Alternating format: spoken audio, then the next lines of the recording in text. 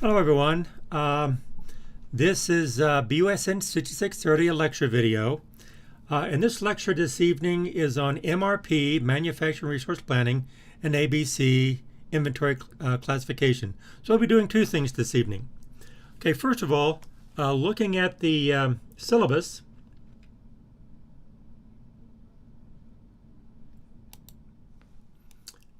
On the syllabus here, in MRP, we're here on March 23rd, MRP and ABC inventory classification.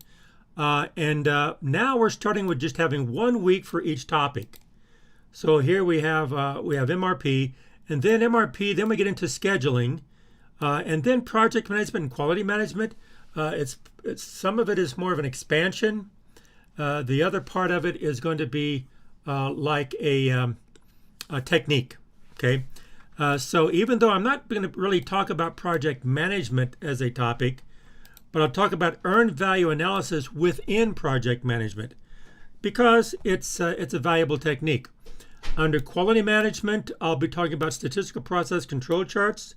Again, I won't be talking about quality management, but I'm talking about how process control charts, that technique, is used within operations. So that's pretty what I'm covering. Today, this week, we'll be looking at MRP. It's just 1 week, and the next week is scheduling. And so the idea of MRP is like a bridge between inventory, because this is multiple item inventory, and then scheduling. And scheduling is more day-to-day operations. And I'll be looking at a number of things here that are going to be valuable. Now, in the MRP, ABC, and scheduling, a lot of times I may cover some things that are not in the homework. And so as far as I'm concerned, the homework and also the quiz, now we're looking at just quizzes. The quizzes are just mechanics. Sometimes I'll cover things that are not in the quiz, but it's just for educational purposes so that people can learn as much as they can as a foundation knowledge on how to move forward if they want to move into that area. So today we get into MRP, which is a manufacturing resource planning. It is an inventory technique, but it's also a scheduling technique because inventory you schedule upstream to the supplier how much do you order and when do you order, and so that's like scheduling. But also MRP can be considered an inventory technique because it determines how much you're going to be ordering. Okay, so on MRP, what I'm going to be doing is covering first an introduction, then just go through the mechanics and a little bit on the extensions. And then before we leave this evening, I'll get into ABC inventory classification. Okay, so we have a lot of ground to cover. So this would be, so let's get started. Well, also, I guess before we get started, coming to Canvas, looking at the home page here, down here we are at MRP. So if you open up the MRP page here, here's the Word file, these two Word files. This is what I'm covering this evening. And this video will be right here, and I'll post this as a video. And then down here is going to be the homework. A quiz. So I'll open this quiz up here, and I have a video on the quiz, but I may not go over the video. Depends on how much I cover this evening. Okay, so there again, this because of the pandemic, a lot of what I'm doing here is brand new stuff, and that's why I keep moving things around to see how these things are going to work, the best way for them to work. In education, usually you have to do you have to teach the course a number of times before you converge into something that works for you. Okay, but also here the live stream will be here. But notice I encourage you to watch the videos under the MRP heading. So if we open this up, this is my website under Operations Management tab, and we come down here to the MRP heading, which is, I just passed it. Here it is, Manufacturing Resource Planning. So video 1, video 2, video 3, again, these are presentations. This will be a lecture. I'll be explaining it, but these are presentations that I would encourage you to watch. And then part 4, actually 1, 2, 3, and 4. And these are pretty much what I'm covering tonight. Now this Excel tutorial, this is if you want to use Excel to have MRP automated, like in a dashboard of some kind. That video shows you how to build it. We won't go into that in this course. Okay, and here's the Excel file that's used for that. But this course tonight will be these 4 videos. Also notice an ABC inventory classification. There is no video.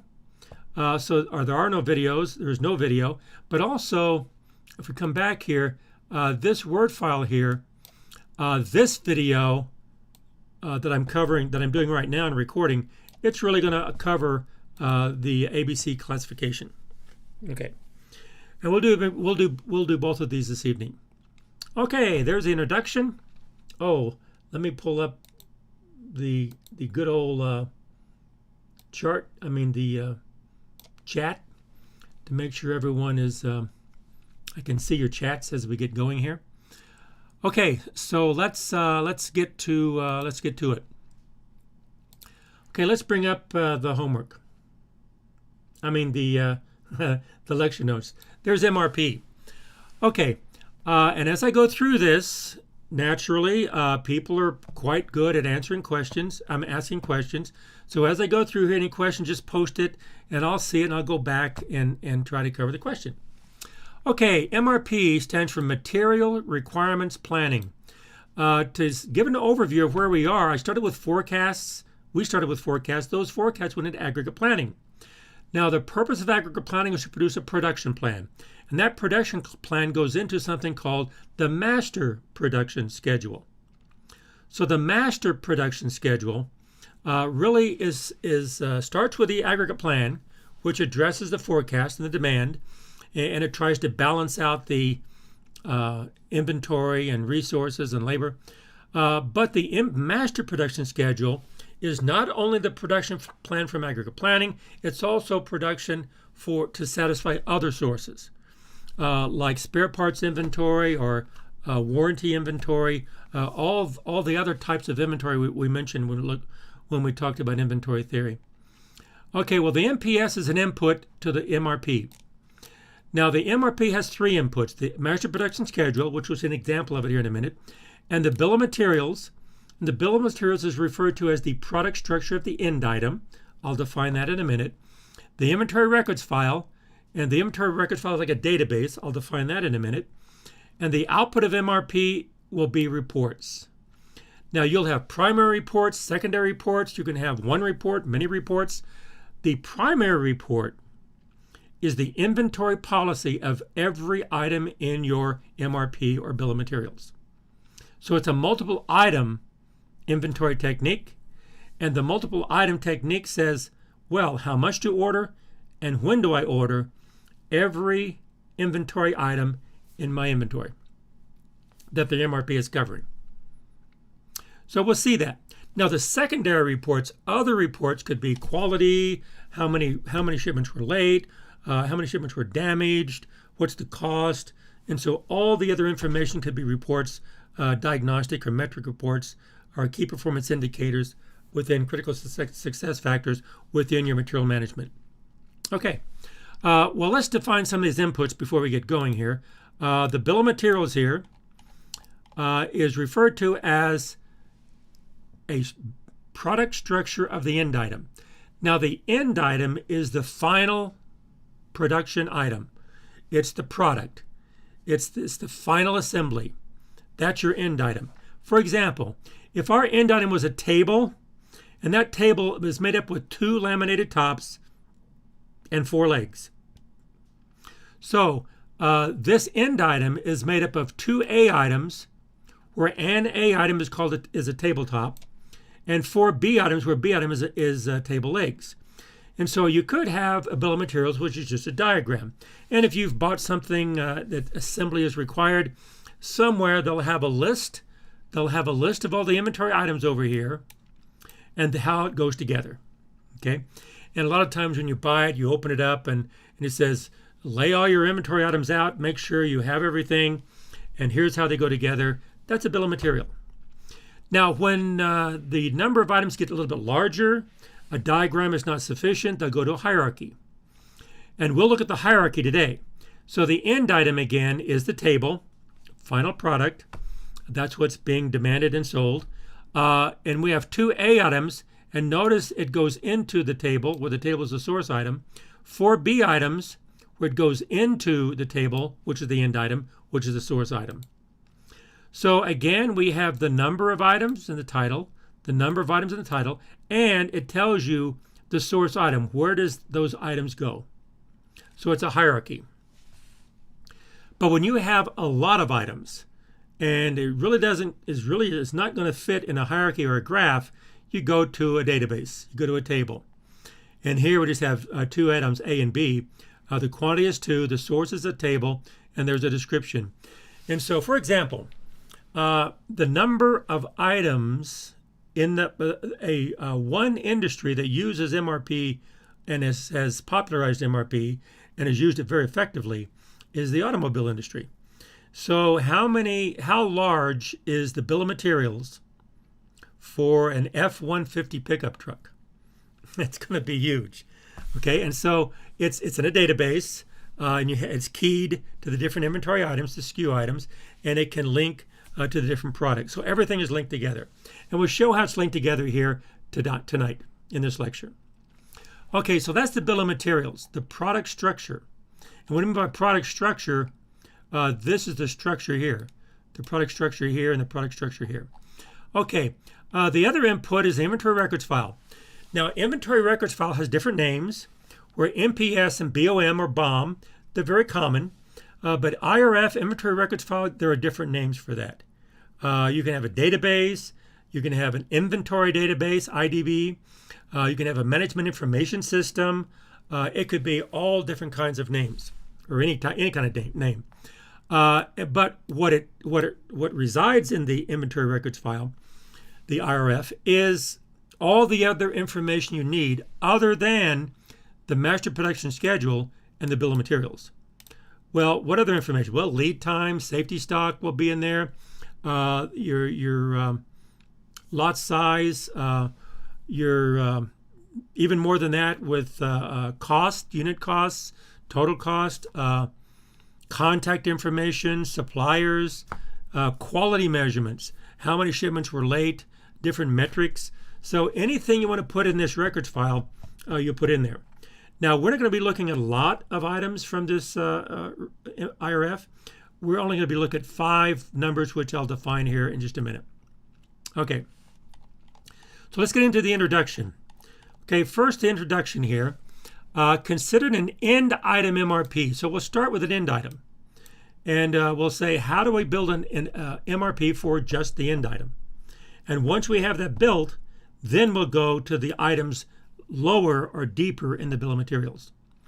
Okay, the present date is May 1st. So as of May 1st, I am going to generate my MRP for my end item. Well, here's my MPS, and notice it's my required demand. And if you look at the dates here, May 8th, May 15th, these are 7 days apart. So this is a weekly MPS. Over here's my bill of materials. 2 A items go into my end item. 4 B items go into my end item. And I've added 5 C's goes into my B item. Now, example of this is like the A item could be a laminated top. The end item is a table. A B item is a leg. It goes into the table.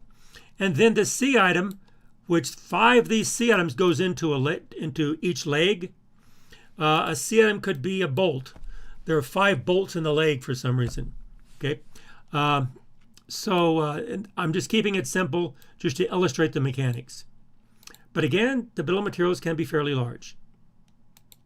Okay, but we're just going to be looking at the end item initially, and then the second part of the bill MRP, we'll be looking at the sub-items. Okay, the inventory records file. These are the 5 pieces of information that I'll cover. The schedule receipts, initial stock balance, lead time, safety stock, and lot size discipline. First of all, schedule receipts. Well, schedule receipts, there are 3 types of receipts. And each receipt has a very specific definition, and the definition is based on the present date. The present date is May 1st. So down here, the next page here, I've described the three types of receipts: scheduled receipt, planned receipt, and past receipts. So,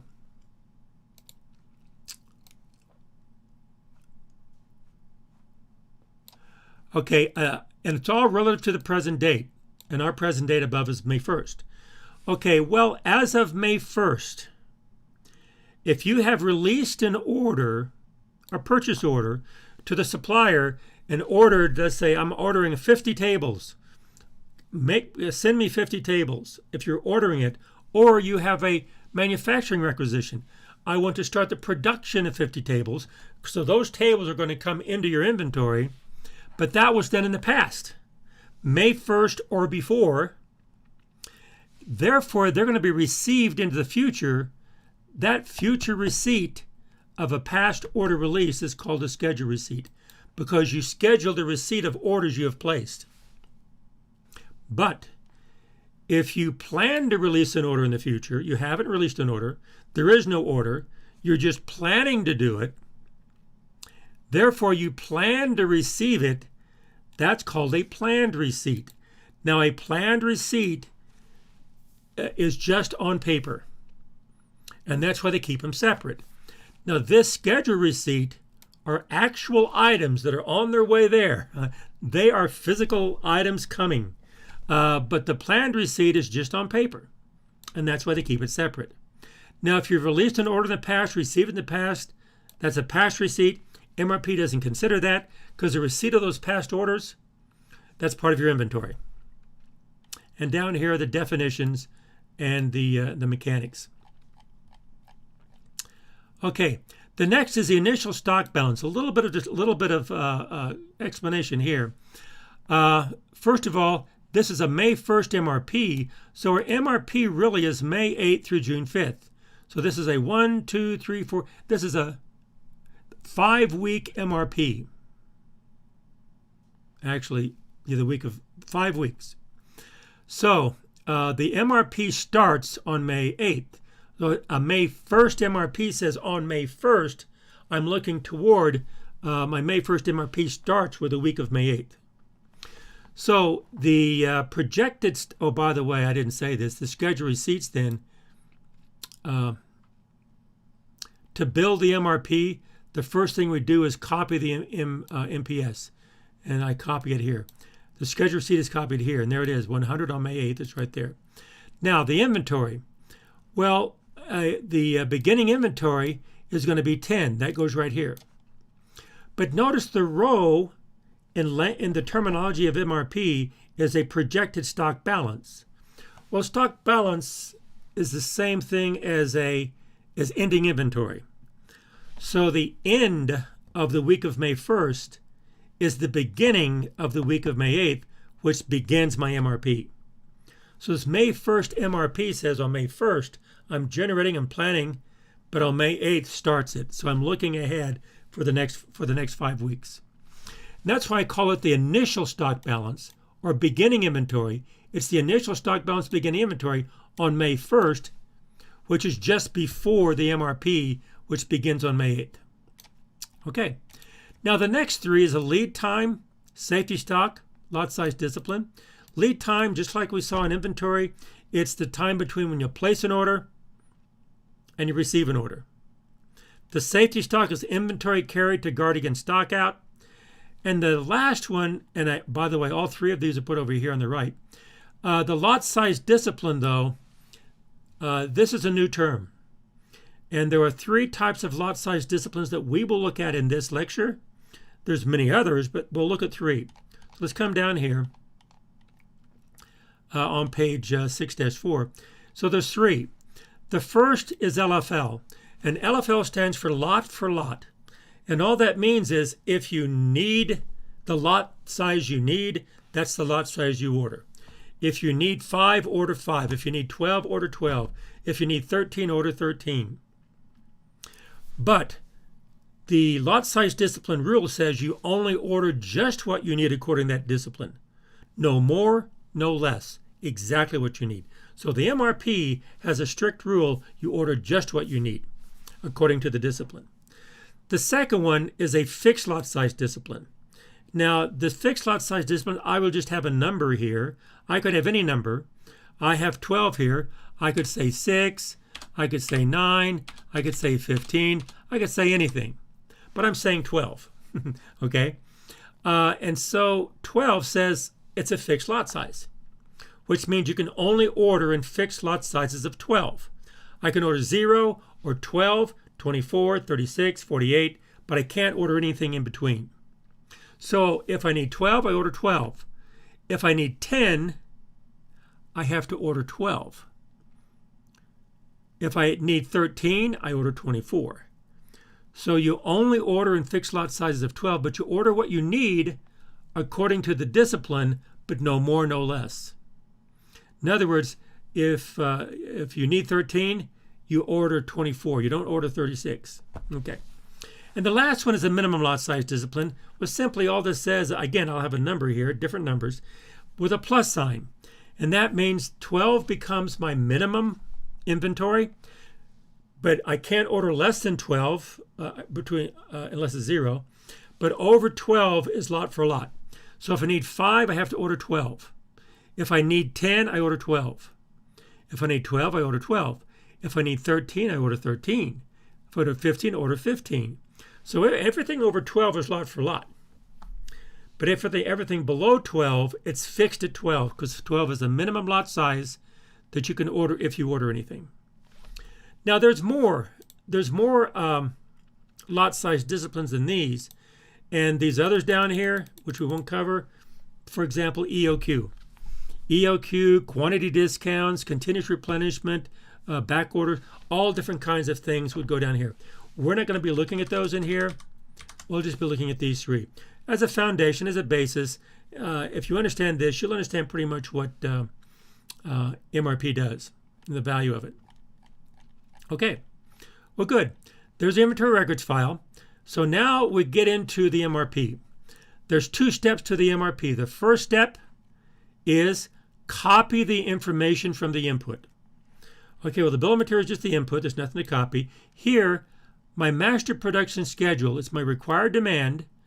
I copy that into the gross requirements row, and there it is. I copy the dates, and I copy the gross requirements.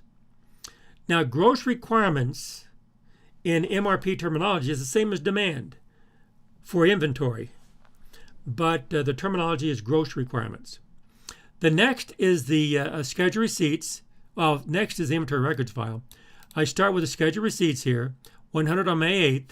So over here, I have 100 here. The schedule receipt is 100 on May 8th. Next, I have a lead time of 2 weeks, safety stock of 0. My lot size discipline initially is lot for lot. I take these 3 values and I put them over here for reference. Okay. Oh, my initial stock balance is going to be right here. I've already said that. So notice what I've done here. I've copied this, and actually let me shade this in just to emphasize this. I've copied this. I've copied this. I've copied these over here. And I've copied this. So notice what I have not copied is this. So this right here represents, let me box this in. This represents, that's kind of heavy. Let me back up one. This is what the MRP is going to generate. So the gray here, the shaded, that's what we copy. MRP does not calculate those numbers. They copy it from the input, and it generates these rows down here. So let's go through this and see how it's done with the mechanics. Okay, first of all, we have our projected stock balance is 10. We pull this down in my inventory on hand. So the inventory on hand is the same as the beginning inventory. Well, if I have a balance of 10 at the end of the week of May 1st, then I'm going to start with 10 beginning the week of May 8th, or my inventory on hand initially will be 10. And notice this is just copied down. 90 is copied down, 90 is copied down, 0, oops, 0 and 0. Okay, that's the first thing. Okay, now generate my projected stock balance here by I have 10 on hand. I add my scheduled receipts, which is 100, which would 10 plus 100 is 110. I subtract my gross requirements of 20, leaving a balance of 90. So that's the same arithmetic as the beginning inventory plus production minus demand equals ending inventory, where beginning inventory is the same as inventory on hand, plus production is my receipts, minus demand is my gross requirement, my ending inventory is my projected stock balance. So it's the same arithmetic. Okay, let's go on. I bring down the 90 from my balance into my inventory on hand. I have no requirements, no receipts, so the 90 just carries over to my balance. Good. Okay, now I move the 90 into the week of May 22nd. I have 90 on hand, but I have a gross requirement of 390. This gross requirement exceeds my inventory on hand. So I take my gross requirement of 390. I subtract my inventory on hand, and what's left over is called my net requirements. So my gross requirement is 390, but I have 90 already there to satisfy that. But my net requirements after my inventory on hand is 300. So I compare the 300, this is what I need. My net requirements is what I need. I compare that with my lot size discipline. In this case, it's LFL. If I need 300, LFL says you order 300. So then 300 then here, that becomes my lot size Q, 300. So I look at my lot size Q, I compare that with my lead time of 2 time periods. So I come back to 1, 2, and then I say my planned order release. I place the 300 there as my planned order release here 2 weeks before when I need it because my lead time is 2. So now that planned order release of 300 with a lead time of 2 will be received. My planned receipt then will be 300. So it's the same number, right? It's the same number, but coming down this way, it's my lot size. Coming up this way, it's going to be my planned receipts. So now, how do I get my projected stock balance? Again, I have my inventory on hand, which is 90, plus my receipts. Well, wait a minute. I don't have scheduled receipts anymore because my lead time is 2. But remember, a scheduled receipt is if I release something the week of May 1st, the lead time is 2, I'm going to receive it in 2 time periods. So I tell you what, let me just box this in. Let me just say, the latest I can release anything is this week here. And so the scheduled receipt would be populated in those 2 columns. But after that, notice down here, in the week of May 8, if I release an order, as of May 1st, that is in the future. So that is a scheduled, that is a planned order release. It is, and so therefore it's a planned receipt. So my planned receipts down here, let me box that in.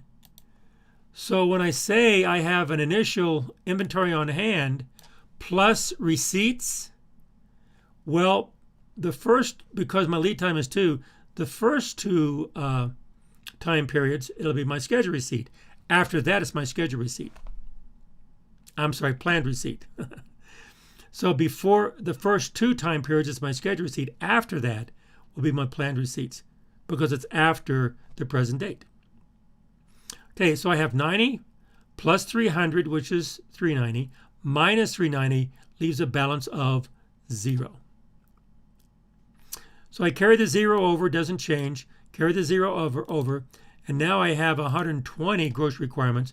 120 minus my inventory on hand leaves a net requirement of 120. I compare that with my lot size discipline, lot for lot, so that 120 becomes my lot size. I compare my lot size with my lead time of 2. I come back to 1, 2, and that becomes my planned order release. That planned order release will generate a planned receipt of 120. So now I have my inventory on hand of 0 plus 120 minus 120 leaves a balance of 0. So in simplest terms, that's the mechanics, the basic mechanics of an MRP. Well, there's a couple of things I want to mention before I go on. One is, notice this separation of the scheduled receipts up here with the planned receipts down here. Notice that separation.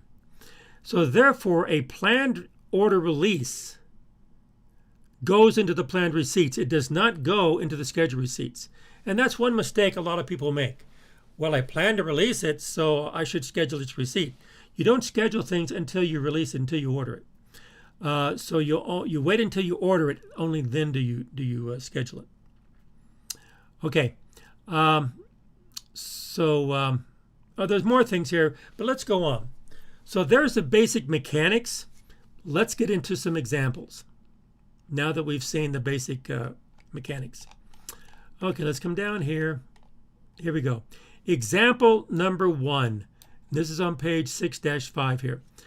And what I'm going to be doing is taking a different problem and calculate the end-item MRP for different lot size disciplines.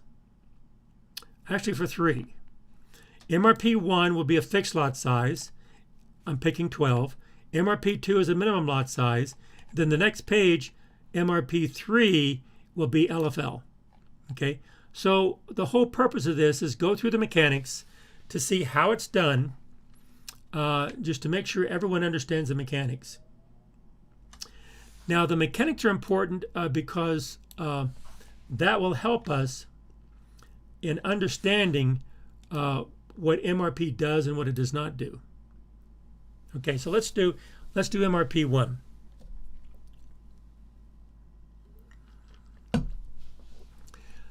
Okay, I have a different problem. So there's I copied my gross requirements. I copied my schedule receipt right there. And notice this is a daily MRP. I copied my initial stock balance. I copied my safety stock, my lead time. But now my lot size discipline is fixed at 12. Again, I'm going to emphasize, I picked 12. It could be fixed at 10, it could be 15, 100, it could be anything. In the homework, you'll see it'll be different numbers. It's fixed at 12. Okay, so let's go through this. Now remember, this will be covering this bottom down here. Let me box this in. This is what MRP will calculate. Okay. Okay, let's go through it. I bring the 25 down as my inventory on hand. 25 plus 12. 25 here plus 12 is 37 minus 21 leaves a balance of 16. 25 plus 12 minus 21 is 16. Okay, that was easy. Let's do it again. I bring the 16 down. There's no requirements, no receipts, so therefore the 16 stays. And notice my lead time is 2. Okay. So let me go ahead and box this in so I make sure I know that I'm done looking at my schedule receipts. Now I'm going to be looking at my planned receipts down here to generate my projected stock balance. So I bring the 16 over. Now for week 4, I bring the 16 down and I have a gross requirement of 13. So 13 will come out of the 16. 16 minus 13 leaves 3, a balance of 3.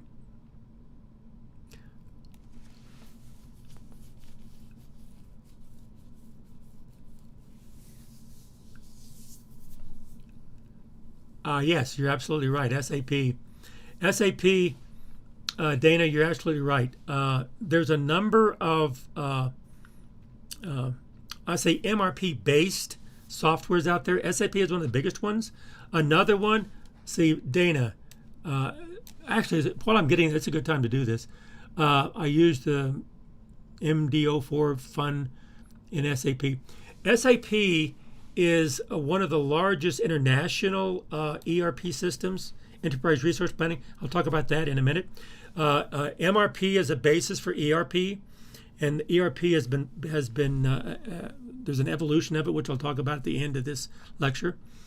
and another one's Oracle. Oracle has one too.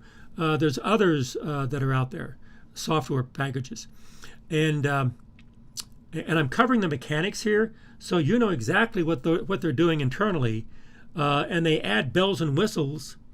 I don't do the bells and whistles that much in this course. I have the foundation, the basics, because all the bells and whistles could be everywhere. They could do anything, and the bells and whistles usually depend on the application in the industry. So if you understand this lecture, understand it really well, then you pretty much understand the basics of MRP and ERP systems. Okay.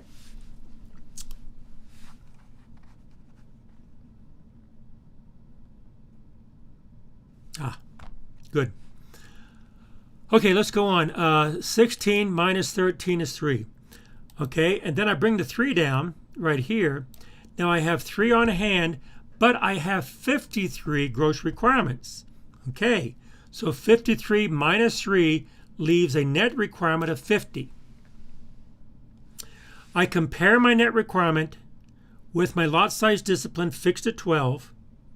I can only order in fixed lot sizes of 12, 24, 36, 48, but I need 50, so I need 5 lots of 12, which is 60. That's my lot size queue, 60. I compare 60 with my lead time 2. I come back 2, 1, whoops, did not want to do that. 1, 2, and I have a planned order release of 60 here. With lead time of 2, this 60 planned order release will generate a planned receipt of 60 right here. Now, I have my inventory on hand of 3, plus my planned receipt of 60, minus 53 leaves a balance of 10.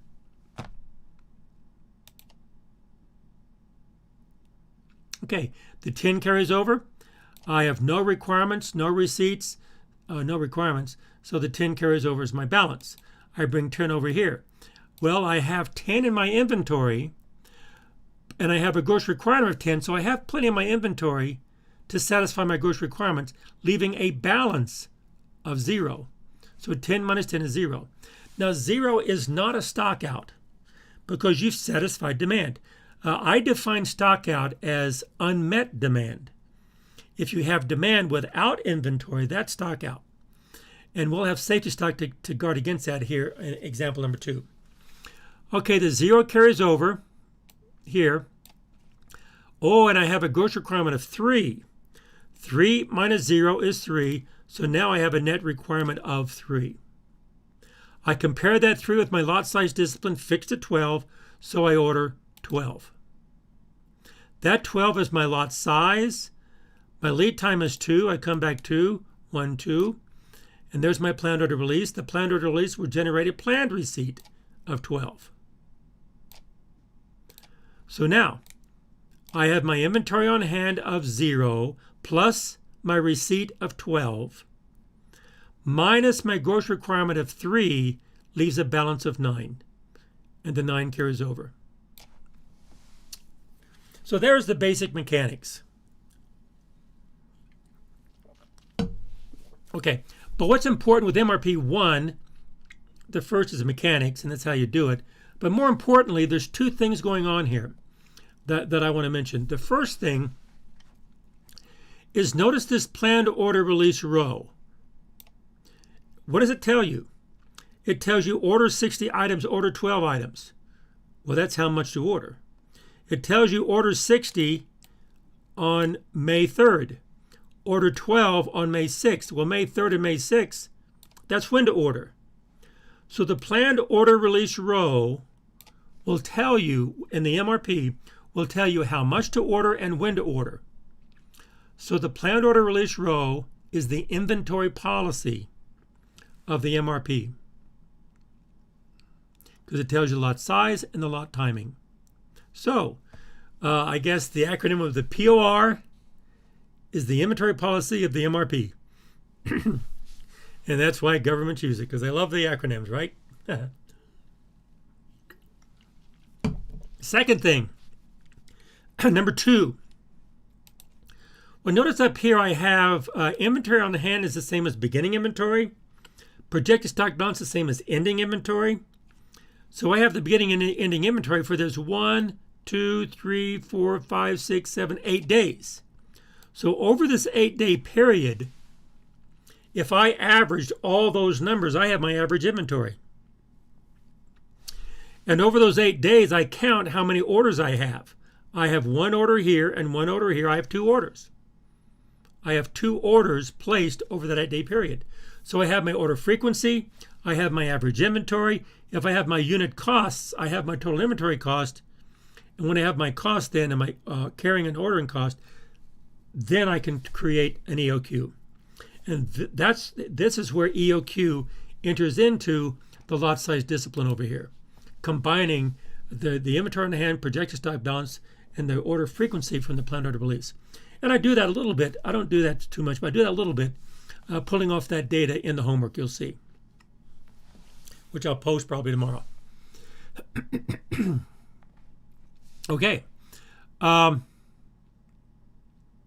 So the 2 things I was mentioning is that the planned order release, the POR row is the inventory policy of the MRP, and we have the average inventory and order frequency. We can determine EOQ. Let's go to MRP 2. It's the same problem. I'm still going to generate this bottom rows down here, but it's the same problem, but I've changed the lot size discipline to a minimum of 12.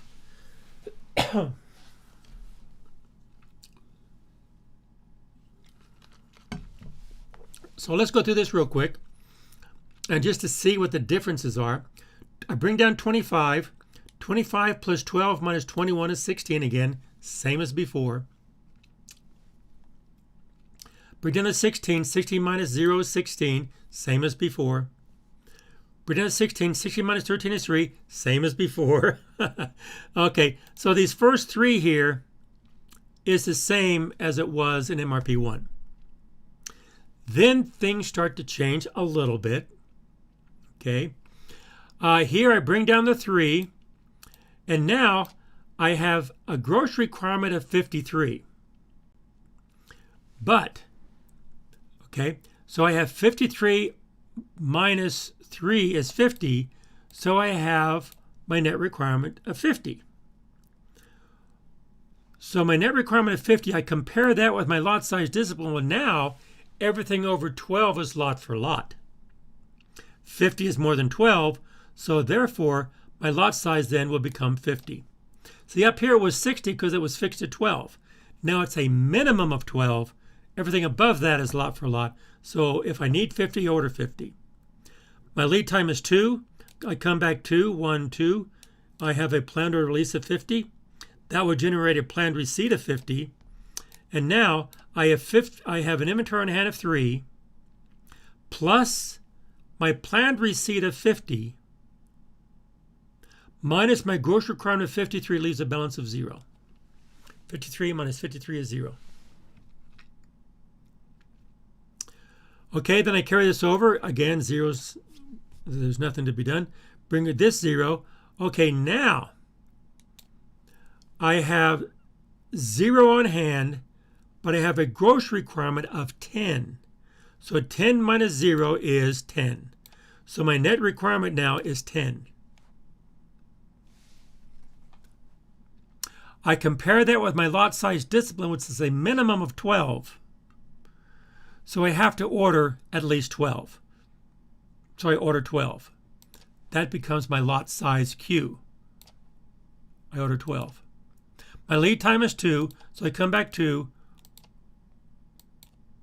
1, 2, and I order 12, planned order release of 12 here. So that POR of 12 will generate a planned receipt of 12 right here. And now I have an inventory on hand of 0 plus my planned receipt of 12 minus my gross requirement of 10. 12 minus 10 leaves a balance of 2.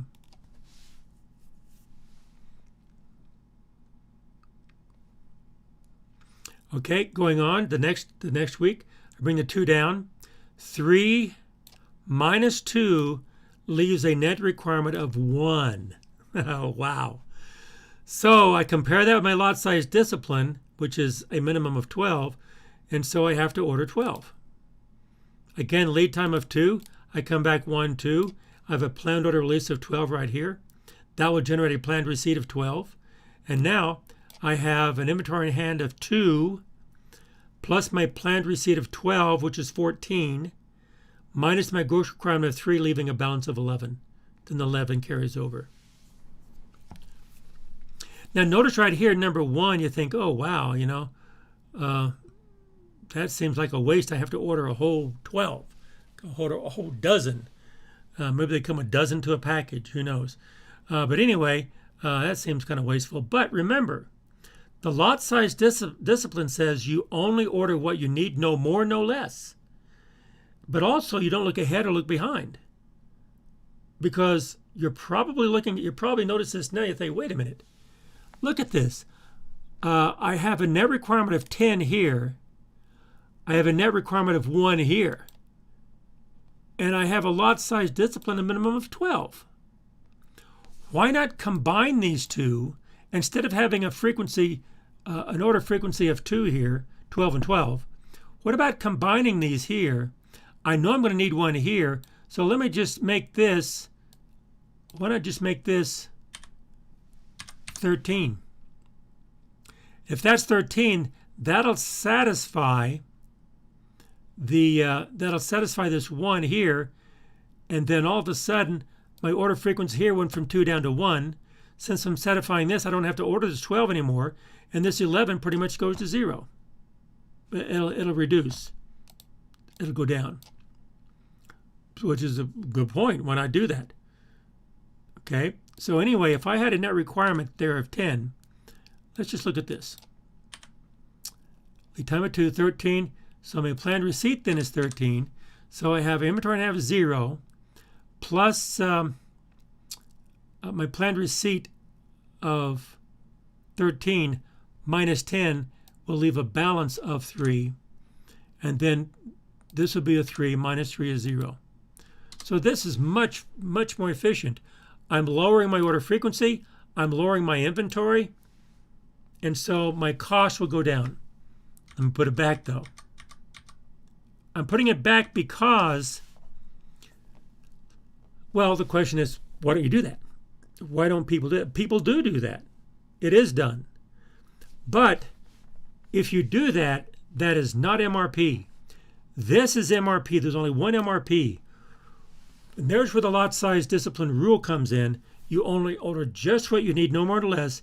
You don't order more than you need here. I wouldn't order 13. I only need 12. You'll only order just what you need, no more, no less, in your planning. Now, people will do that. But if people do that, that moves away from MRP to something called the MRP2. Well, MRP is manufacturing resource planning. MRP2 is MRP is material. Where's it at? Hello, here it is. Material requirements planning. But MRP2, when you start deviating from MRP, like we're doing here, that's called manufacturing resource planning. Why? Because you're using your resources, like trying to minimize your resources, minimize your costs. Okay, well, there's only one MRP, the way I've presented this, there's only one MRP. There's only one inventory policy from an MRP. But if we moved into MRP2, there are many different MRP2s because you just, depending on what your objectives are. Let's look at inventory. Let's look at ordering. Let's look at this. So you can do all kinds of things. Okay. And so here's an illustration of when MRP2 is indicated. And there it is. We'll talk about MRP2, and again, like Dana said, the evolution of MRP, MRP2, ERP, ERP2, ERP3, and we'll see where this goes in a minute. Okay, well, MRP3, oh, by the way, and here's all the definitions and all the equations. And also the video. I think some people came on late. So it doesn't matter if you didn't come in, if you're here late, because this is being recorded and you'll see it online. But if I bring up Canvas, and I encourage you to watch the videos, mdharper.com. More people here, I'm saying this again, operations management. You come down here to the manufacturing resource planning right here. So these videos 1, 2, 3, and 4, those are pretty much what this lecture is doing. Now, these videos are a presentation. This is a lecture. I call it explanation. Okay, just so you know what's happening here. Let's go back to this, go down, and let's come down to MRP3. MRP3 is lot for lot. Now, it's really simple. A lot of companies start with LFL because it's easy to do, it's easy to program, it's easy to make sure that everything is connected. You have high quality control and everything. But I'm using this as an opportunity to introduce down here, the LFL rules. There are 3 LFL rules. And the 3 LFL rules will allow you to generate your MRP very quickly when you have LFL. Let me show you. Again, we'll be looking at these down here. Let's box these in again since that has worked well in the past. Okay, 25 down here. 25 plus 12 minus 21 is 16, same. 16 plus 0 minus 0 is 16, same. 16 minus 13 is 3, same. So this is the same. Okay. Now, the 3 comes down as my inventory on hand. I have a gross requirement of 53. 53 minus my inventory on hand of 3 leaves a net requirement of 50. Now, LFL rule number 1, the lot size equals the net requirements. And by the way, always for LFL, right here. So, boom.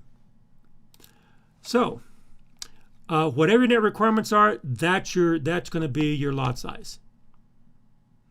Okay. Well, before we go on, number 2, beginning with the first non-zero net requirements. That's what I have right there, number 50. Let me shade that in because that's our first non-zero net requirement, right? Beginning with the first non-zero net requirements, projected stock balance equals safety stock, which will define inventory on hand. In other words, from that point on, ding, ding, ding, ding, ding, the safety stock from that point on, the projected stock balance is going to equal the safety stock. But also, one time period ahead, it's always going to equal your inventory on hand. So now we're getting there. Okay, and that is the second one. Now the third one, we're not done yet. The third one, and that is after the first non-zero net requirements, okay, that's 50 right there. Net requirement equal gross requirements, which will define lot size and planned order release. Now, after the first non-zero, here's the first non-zero, so after that, my gross requirements here, let me box that in, will equal my net requirements. So I could just bring those down to here. And from rule number 1, my net requirements will always equal my lot size. So now I've generated all of my lot sizes. My lead time is 2. I just have to come back 1, 2, and bring all these back by 2. And right there, I've generated my MRP. So really, you just have to calculate one number. You calculate one number, and then everything else is copied, moved, copy, move, copy, move, and it just goes very automated. And that's why the LFL rules and LFL is very popular to start an MRP. You start simple and you modify it to become realistic. And so that's what this illustrates. Okay, let's go to the second example. And by the way, down here is, again, the definitions and all the equations in the mechanics. Example number 2. Example number 2 is MRPs 4, 5, and 6. But it's the MRP, actually 4, 5, and 6 is the same as 1, 2, and 3, except I add safety stock. So MRP 4 is still a fixed lot size discipline with a safety stock of 8. MRP 5 is the same as the minimum with a safety stock of 8. And then MRP 6 is LFL with a safety stock of 8. Okay, so the second example here is just adding safety stock. CVA, does the safety stock always go to 0 in the MRP LFL? No, the safety stock could be more than that. And actually, good point. That's the whole reason for my example number 2, because I'm going to the safety stock could be larger.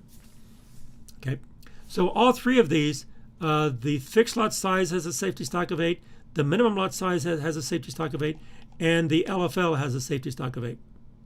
So let me show you how this. So it does change things a little bit. It changes one thing. Okay, here we go. Let's do the minimum lot size again. Okay, on this one, remember I'm going to be changing these down here. Okay, bring this down. 25 plus 12 minus 20 was 16. 16 carries over. 16 minus 13. Okay, now these first 2 now are the same. But the third one is different. So when I bring down my projected stock balance as my inventory on hand right here, there's my inventory on hand. I have a gross requirement of 13. Well, that 13 comes out of my inventory on hand of 16, but it leaves 3. I have 3 in inventory. I only have 3 left in inventory, but my safety stock is 8. So even though I only have 3 in inventory, I need 8 because the safety stock is the amount of inventory I always carry to guard against stock out. So it's going to result in 3. I need 8. How much more do I need? I need 5 more. And that's why my net requirement then is 5. Now, to way to determine your net requirements when you have safety stock simply is your gross requirement plus your safety stock minus inventory on hand. My gross requirement is 13 plus my safety stock of 8, with 13 and 8 is 21, minus my inventory on hand of 16 leaves a balance of 5. Now, and again, the video will explain that. The video gives you the equations and everything. It presents it pretty well. Now that we've come to this point, you say, well, okay, is this new? Actually, it's not new. Because remember what we did up here, I said your gross requirements minus your inventory. Now I'm saying my gross requirement plus my safety stock minus my inventory. But MRPs 1, 2, and 3, my safety stock was 0. So when you add 0, it's not going to change, okay? So I really had the same equation. I just never looked at the safety stock because it was always 0. Now it's not 0. Now you have to include it. You have to be careful to include it because it will change your net requirements. So right here, 13 plus 8 is 21. Minus 16 leaves a net requirement of 5. I compare that with my lot size discipline of 12. I order 12.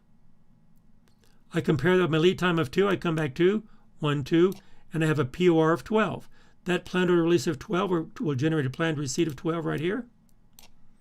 So now I have an inventory on hand of 16 plus my planned receipt of 12, which is 28, minus 13 is 15.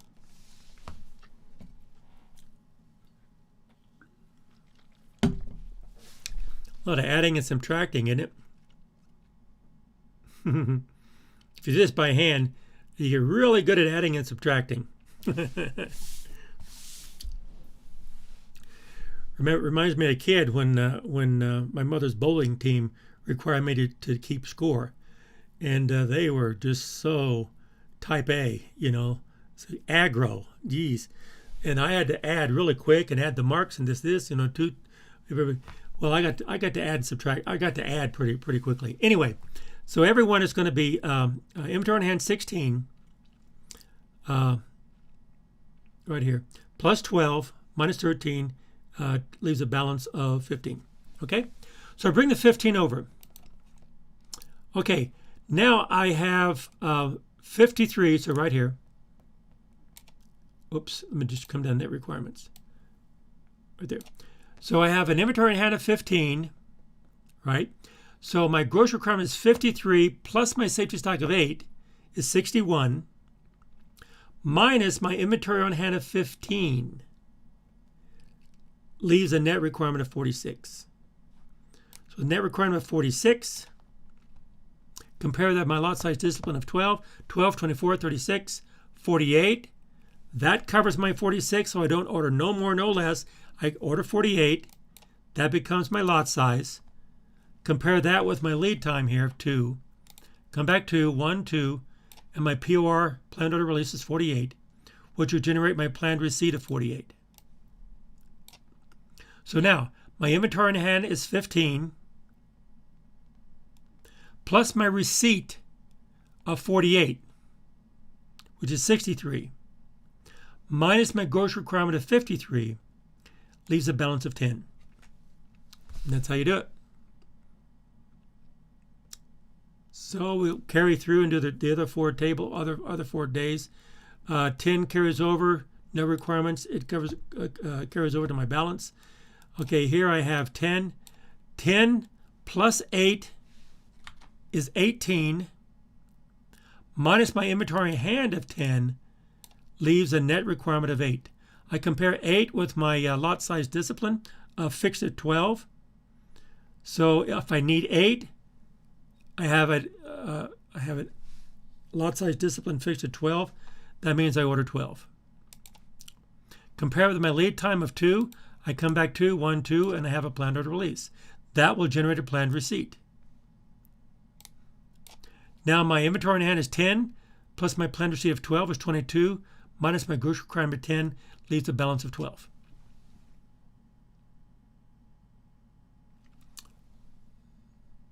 Okay? Okay, now the right here, the 12 carries over. So 8 plus 3 is 11. Do I have enough inventory to cover 11? Yes. 11 minus 12 is a minus 1. Whoops. So when you have a net requirement of minus, that's essentially 0. So any negative net requirements are rounded up to 0. You have no net requirements when they're negative. Okay, so 12 is enough because 12 minus 3 is 9, and 9 is more than 8. So I'm good to go. Then the 9 carries over. So there's the fixed lot size with a sample size of 8. It just changes one thing. Actually, it includes safety stock into the equation. It's always there, but now I'm noticing it. Okay. Now MRP number 5, which is a safety stock and the minimum lot size discipline. Okay, let's see here. Again, I'm going to be generating these bottom ones here. Let's click that in because know what we're changing, because this other stuff stays the same except for the minimum lot size. So these numbers in here will change. Some of them, not all of them. Let's see here. You go through, you do this. There is really nothing new to teach here. So this MRP number 5 is like putting it all together. There's nothing new. Okay. The minimum lot size discipline, the safety stock, the net requirements, planned receipts, but everything is everything we've done before. So this could be just an exercise to make sure you know how to do it. Make sure, convince yourself that you can go through this. Okay. Now down here is my definitions of mechanics. However, this is MRP 5. MRP 6, I do want to go through 6 because I want to demonstrate the value of the LFL rules, even when we have safety stock. So let's do it. Okay, we're going to be changing these numbers down here. So 25 here. 25 plus 12 minus 20 was 16. 16 minus 0 is 16. 16 right here. 13 plus 8, again, is 21. Minus 16 leaves a net requirement of 5. Okay? So let me just shade that in. I'll just shade it. Why? Because, tell you what, let's do. Let me click this out. Click this. Click this. So I've come along here, and right there I've generated that one number. From that one number, you can start filling in the rest of it. Right? Right. So first of all, this right here, let me shade that in. Let's see, how should I do this? Let me use shading. That's going to be 8, right? And let's bold this. That's going to be 8, 8, 8, 8, 8, because my safety stock is 8. Okay. Also, this right here is going to be my gross requirements. Copy this and put this down here. Let's bold that and shade that in. There we go. And then all of these right here will be the same as these, my lot size. There we go. And then all of these, my lead time is 2. 1, 2. All these are going to be right there. Bazinga. And so notice all I did was calculate this one number, and everything else just fills in. So anyway, I think that's pretty cool. So you get this whole MRP by calculating one number if you know what you're doing. It's pretty easy to program an LFL. Okay, well, good. Let's go on. Now I have an exercise set 1 here where I'll come back to this when I do multiple items, but I put it here because I have the end.mmrp here. Here's my inventory records file. Here's my master production schedule. Now down here, I have what I mean by exercise. Exercise means I give you a problem, and right here's the problem. This is the problem right here. Down here is going to be the solution, but I don't work it. So an example, I give you a problem, I work it, show you the answer. An exercise, I give you a problem, show the answer, but I don't work it. But let me illustrate what's happening here. So it's just an end item for now. But what I'm doing here is that I don't show you the MRP over here. So if you generate the MRP, then you take the planned order release row of the MRP and you put it right here for the end item. And this right here is the planned order release row of the end item MRP, because that's the inventory policy. But it's for the lot size discipline LFL, because if you notice up here, right here, there is no lot size discipline. So if I put LFL up there,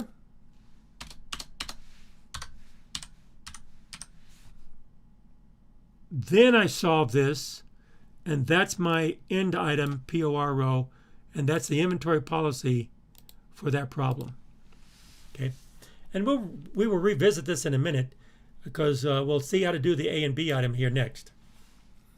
But then if I change this LFL to 12 and then work the MRP, then that'll give me this right here. That'll give me that inventory policy.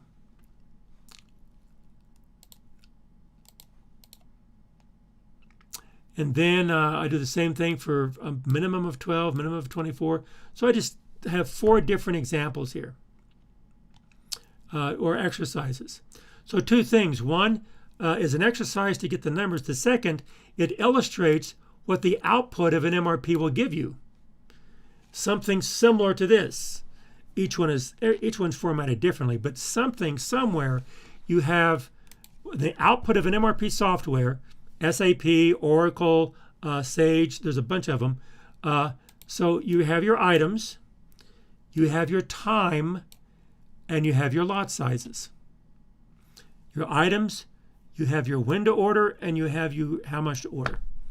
And that's the primary report, the primary output of an MRP, the inventory policy. Okay? So now let's go a little bit deeper. Example number 3. Now let's go to the sub-items, the items deeper in the bill of materials. I'll come back to this definition, but let's come down here and look at this. Okay, first thing I want to point out here. Let's back up here.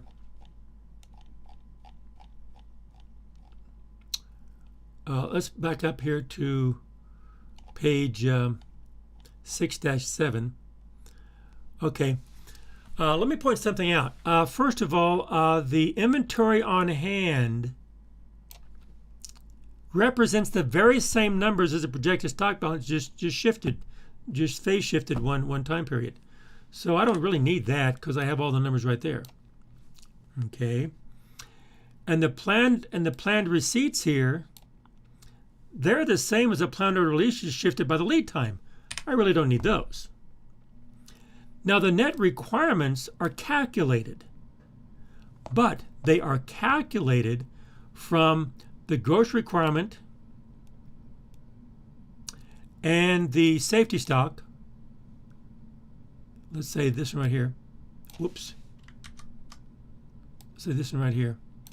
So the net requirements is from the gross requirement plus the safety stock minus the inventory on hand, which is the projected stock balance of the preceding time period, 15. So these numbers are calculated. I have all the numbers there I need. I really don't need that because I can have 53 plus 8 is 61 minus 15, then it would be 46, right? So you can do that. So essentially, I can collapse this down. If I move this up, I can collapse this down. If I can get to it. Here we go. To a 4 row MRP. And this is a very efficient, 4 is an efficient number of rows for an MRP. Now initially I had a 1, 2, 3, 4, 5, 6, 7 row MRP. Now in examples 3 and 4, I'm going to have a 4 row MRP because it's more efficient. Now that we understand the mechanics, we can do a lot of this in our head. We don't need to write it all out. Now, how many rows of an MRP are standard? There is no standard.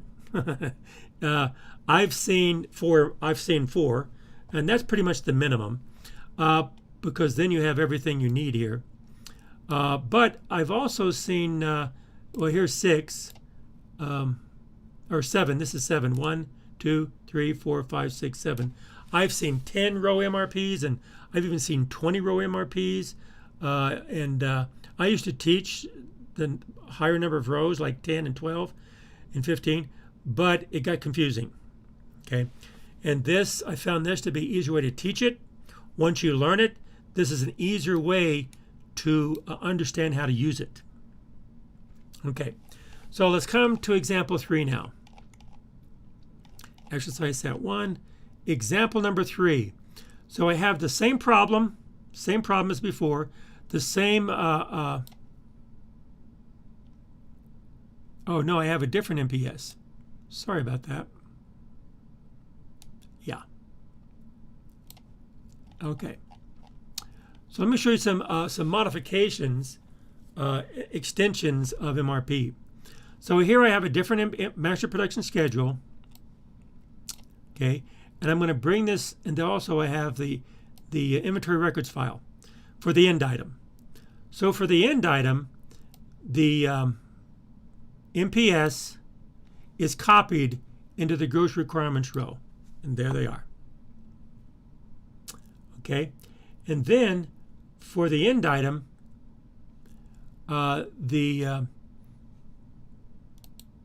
the lead time, safety stock, lot size discipline, beginning inventory, schedule receipts is copied. So the schedule receipt is copied 12 on May 4th, it was right here. Right, schedule receipt is copied there. The lead time, safety stock, lot size discipline is over there. Beginning inventory is 29. And so now MRP will generate these bottom two rows. And I've already done that. I've gone through the mechanics. And so in doing this, so here we have real quick, 29 minus 15 is 14. 14 carries over. 14 plus 12 is 26 minus 10 is 16. So here I have a safety stock of 5 and 5 is 10. I need 10. I can bring 16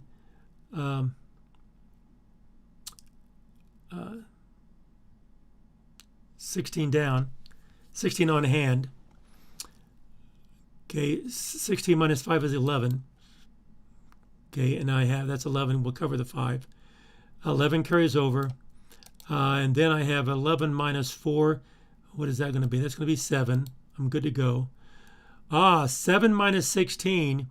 That's going to pull me below 5. 7 minus 16 is going to be below 5. Okay. So my net requirements then is 16 plus 5 is 21. Minus 7 is 14. So I need 2 lots of 12, which is 24. 24 plus 7, my inventory on hand, minus 16 is 15. Then I do the same thing here. 12 plus 15 minus 11 is 16. So we've already done this. I'll let you convince yourself that you can do this. Okay. But now, this one is saying, okay, now that we have the end item MRP, let me shade that in. We have that. Next is saying, okay, what's the A item MRP? Well, the idea behind the A item MRP is simply this, is that our end item is a table. Each table requires these 2 laminated tops, 2 tops to put together. Okay? So we need 2 A items for every end item. And by the way, this 2A and 4B, 4B and 5C in the business school, there are laminated tops. It's like a formica, and also the legs, the 4 legs, and also the legs. There are 5 bolts in the legs. Anyway, so I need 2. So here's the thinking behind MRP, the concept. Right here, I have 29 completely assembled tables ready to go, ready to be shipped. And I keep going until I run out. When I run out right here, that's when I have to order more. A planned order release. Now, when I say a planned order release, you can think of ordering from your supplier. It's a good way to think of it. But usually the order is to the production floor to begin producing a certain amount. And usually you have a production quota. You can have 1, 2, 3 lots, and they produce it and produce and produce, whatever. And so that's where the fixed lot size comes in. So the idea here is that since for every one of these tables, I come back, my lead time, I have a planned order release of 24. So this 24 says I have an order to produce 24 tables. Ready, go. Well, if I'm going to start producing 24 tables, every one of those tables requires 2 A items. So I have to have 2 A items per table there, ready and available. So here's my A item right here. So then my gross requirement for that time period then is going to be 2 for 2 times 24. Okay, which is 48. So I need a gross requirement of 48 on May 5th ready right there in order to start building the 24 tables that I need. And so the planned order release row will generate the gross requirement row of the sub item. Okay, same thing for the next time period. I need to start producing 12. I need 2 A's for every one of those, so I need 24 available. Now I may have it in inventory down here. It may be in inventory, fine, but I know those are my gross requirements. Somehow I have to have those available in order for this production process to run smoothly. You can't produce it if you don't have the item, if you don't have the components there or the material. Okay, so now that I know that, here's the mechanics of doing it. Okay, up here, let me just take this down. Up here, I'm going to say, okay, from my bill of materials, my A item has a multiplier of 2 and a source item of the end item. So let me come down to my A item. At the end of my gross requirements row, I have 2 as my multiplier per end item.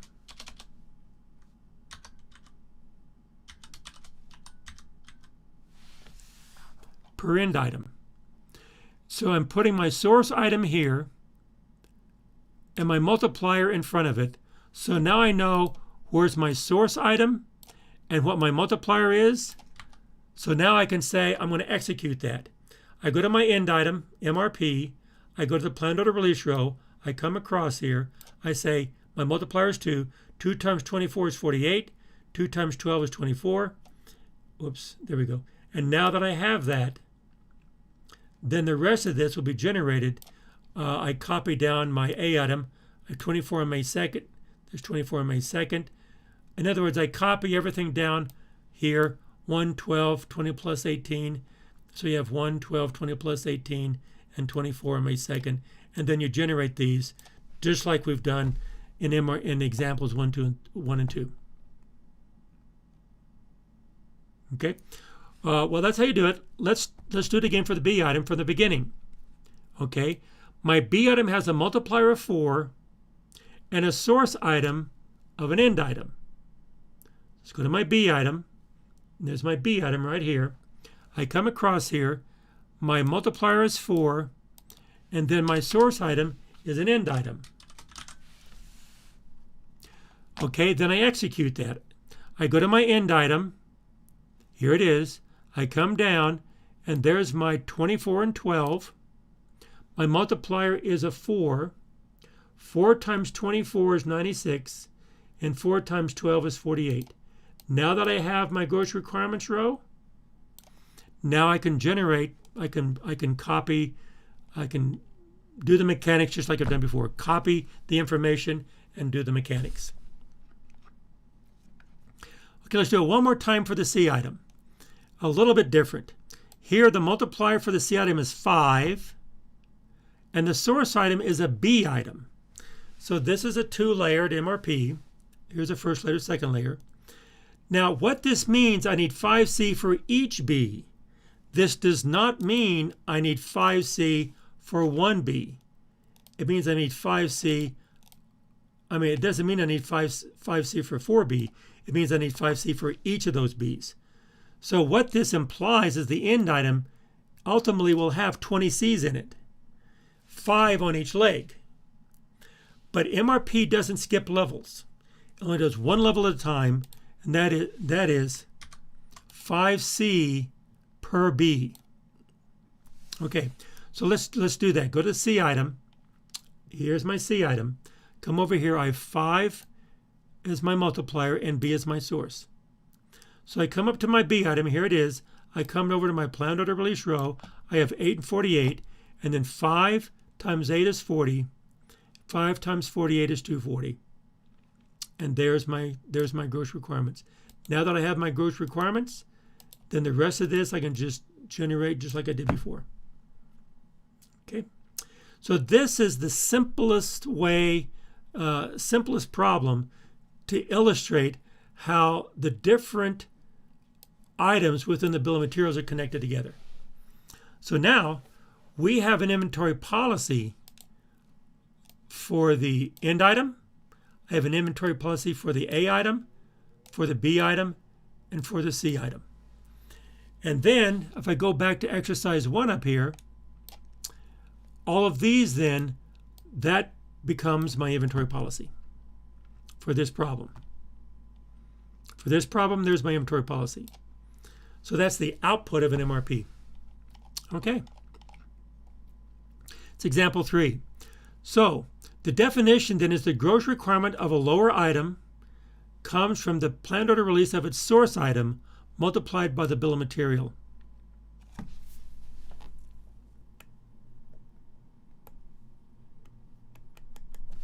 Okay, let me see what you mean by this. For the component items, why would you have schedule receipts not related to the end item POR? Because they may have already been. In other words, you could have already had a manufacturing requisition. Okay, and so also the demand up here, the demand. It's a good time to illustrate how this works. Okay, hey, but it brings up a good point, Craig. It's a good time to illustrate how this works. Now, this forecasted demand up here, it can change. It changes all the time. It's dynamic, and so you can freeze it.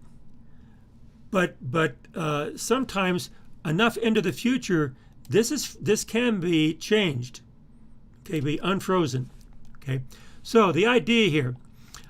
Is that for the end item here, watch.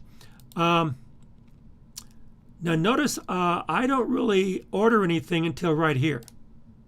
Let me box that in. So what would happen here, and notice I have 7, so I have 2 more than 5.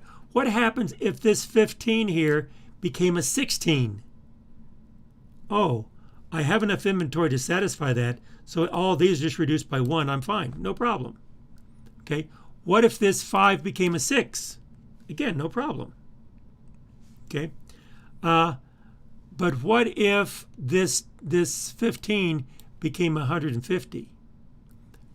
I can't satisfy that. I can't produce it in 1 week. The lead time is 3 weeks.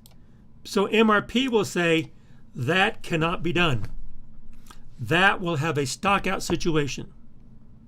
Well, what if that 5 becomes 50? That's another, well, do I have enough lead time? Yes, I do. 1, 2, 3. That means I'm going to have a lot size in this first week. Okay. Right? A planned order release. An order release right here. If that becomes 50. What if that 10 becomes 100? 1, 2, 3, I don't have enough lead time. So right here, if these right here say, oh, okay, I need enough inventory to satisfy that, otherwise I don't have enough lead time. So if you go past a certain limit, then you have a stock out situation because of lead time of your end item. Okay, let's go further down. What about 5 and 0? Well, I do have enough lead time, okay, so I could do that. But whatever my planned order release is down here, that's going to generate a gross requirement for my A and my B item. So when I have gross requirements for my A and B item down here, do I have enough inventory to satisfy those? For my A item, do I have enough inventory to satisfy those extra gross requirements? Okay, so if they get too large, then I would say you have a stock out situation when you go over limit, stock out situation due to lead time of the first level of your MRP. Okay, and deeper, when you get deeper, you'll have a stock out situation because of lead time on the first level, on the second level, on the third level, on the fourth level, and so you'll have. As you get deeper into the MRP, or keeps deeper into the end item MRP, then you'll have stock out situations. Well, it will flag it. It says no, during this time, you're fine here. Here you're fine with this much. Here you're fine with it. So it tells you what your limits are, and those different intervals are called time fences. Time fences. So this illustrates, whoops, did not mean to do that. This illustrates time, oops, yeah, fences. And here's just one example of the benefit of an MRP. Go back to the Ford F-150 pickup truck. When you have hundreds or even sometimes thousands of items, let's say dozens or hundreds of items, can you keep track of all that? Well, you can manually, but hey, it's going to be slow. But what if it's automated? You know exactly what you can and cannot do. Okay, and there's where the value of multiple item MRP techniques such as MRP, where everything's connected, is extremely valuable. Because notice this demand up here can change. Well, when we looked at demand, remember in the EOQ, we looked at constant demand, looked at stochastic demand. But if you remember, we had irregular demand. This is referred to as irregular demand. So MRP can be classified as an irregular demand inventory policy. Inventory technique, I mean. Irregular demand inventory technique. But the items in the bill of materials, their demand is dependent on the demand above it. And so in the end item has irregular demand, but the A, B, and C item has dependent demand. And so MRP is an irregular demand end item technique, but a dependent demand sub-item technique. And so some people even say, well, you know, MRP is just a dependent demand technique because it's dependent on the items above it. And the end item is dependent on irregular demand usually. Okay. Okay, there's terminology. Here we go. The last example, example number 4. And there's two things going on here. I'll come back to that. On this one, suppose I took the same bill of materials with the A, B, and C, but I'm adding a C here, and I'm adding a D here in the bill of materials. Okay, so this one, for example, this 5C was 5 bolts that goes into each leg. And suppose this is 3 bolts that goes on to the tabletop. Okay, so you have bolts. It's the same item, but the item will go to 2 different other items. A bolt will be used on the legs, and a bolt will also be used over here on the tabletops. Now the D item, I can't remember what I said in the video. I had an example of a D item. The D item probably is a washer.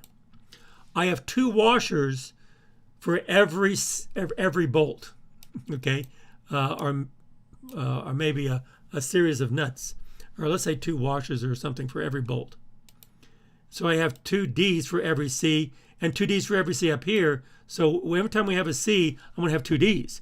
So how do we incorporate this into an MRP? So now I've added a D item down here. Well, when I do the end item A and B, it's pretty much the same as before, as example 3. Okay, so the end item is the same as example 3. The A item is the same as example 3, and the B item is the same. No difference. Now, when we come to the C item, there is a difference. Now, the C item has 2 different sources. It has an A item source, and it has a B item source. So this C here for the A item, those 3 C's are going to an A. These 5 C's here are going to a B. So I have two different items within the bill of materials that requires a C.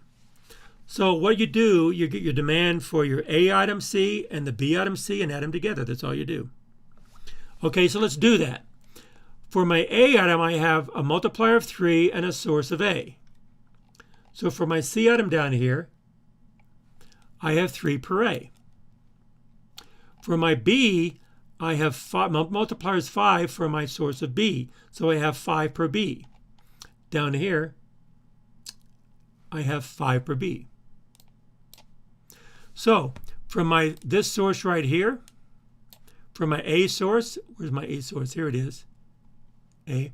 I cut my planned order release order of 20 and 22. 3 times 20 is 60. 3 times 22 is 66. Now for my B item, here's my B item. 5 times 8 is 40. 5 times 48 is 240. And there's my B item. Then I add these together and I have my gross requirement for my C item.